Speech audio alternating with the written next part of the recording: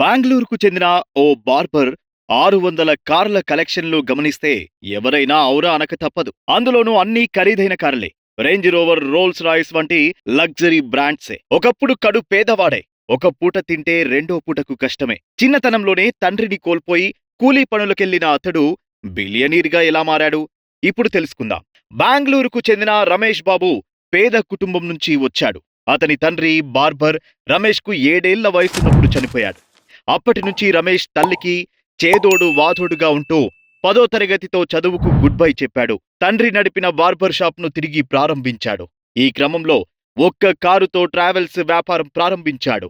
అది లాభసాటిగా మారడంతో ప్రభుత్వ సాయంతో 2004లో రమేష్ టూర్స్ అండ్ ట్రావెల్స్ ని లాంచ్ చేసి వ్యాపారంలోకి ప్రవేశించాడు.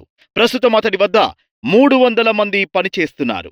అతని క్లయింట్ల జాబితాలో ఉన్న వారంతా బాలీవుడ్ సీనియర్ నటుడు అమితాబ్ బచ్చన్, సల్మాన్ ఖాన్, ఐశ్వర్య రాయ్, అమీర్ ఖాన్ లాంటి వారితో పాటు ప్రముఖ రాజకీయ నాయకులు, ధనిక పారిశ్రామికవేత్తలు రమేష్ బాబు కస్టమర్లే. ఒక రోజుకు వసూలు చేసే అద్దె 50,000 రూపాయలకు పైమాటే. వ్యాపారం బాగా నడుస్తున్నప్పటికీ అతడు తన వృత్తిని వదులుకోకపోవడం విశేషం.